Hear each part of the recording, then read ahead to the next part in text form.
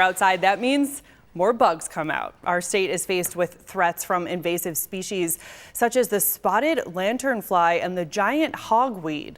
Invasive insects like these pose significant risks to natural resources and public health, especially in our area. Joining us live right now is David Lenahan of the New York Green Industry Council.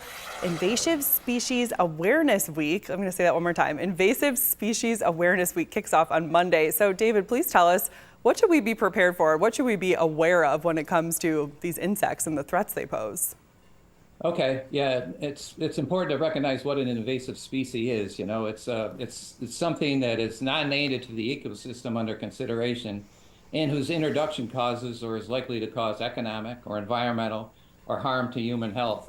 Now, a lot of the insects that we deal with in the areas that are highly managed, which is our lawns and our gardens, they're rather typical. Some of them are exotic, so by definition they could be considered invasive because they are exotic. They're alien. And some of those are the Japanese beetle, the European chafer that attacks our lawns. But like myself, I have a group of apple trees, 8 apple trees.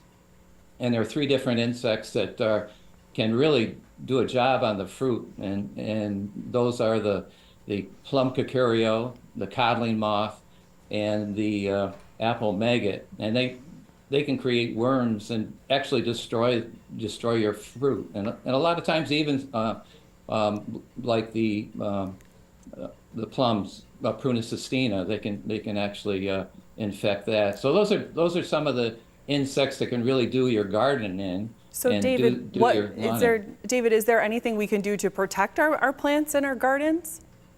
Yeah, if the best thing is to make sure you know what exactly is attacking your garden. Now, in the apple, like the codling moth, I'm not sure. There's the codling moth, which is a native species, and then there's the oriental codling moth, and I don't know that much about it. But you have to look up how to monitor for it and trap for it, and then what are the different methods of trying to control that particular insect so it's not destroying the fruit. And there's nothing like a nice fresh apple, from New York. So yeah, and it's important to use your extension agents. And when it comes to invasive species, it's important to maybe touch base with your Western New York PRISM. The PRISMs are partnerships of regional invasive species management. And I think there's 8 throughout the state. And yours, I think, is named the Western New York Invasive Species thing. So if you can look them up in your area, they can help you with a lot of different insects and also plants, like, for example, Japanese knotweed or porcelain berry, that might be taking over a part of your lot, or something that's a little more natural that's adjacent to your lot.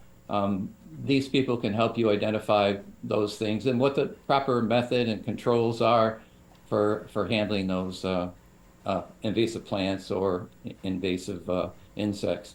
One of the things that we commercially are looking at that are very invasive, and it deals with the hemlock, which is the hemlock willea, which is kind of a fuzzy insect that harbors underneath the needles of the hemlock.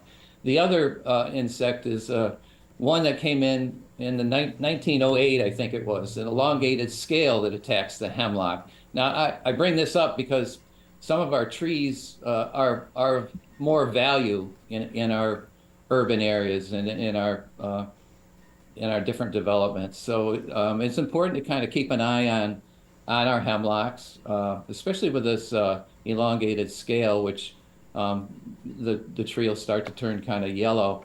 And it can be treated.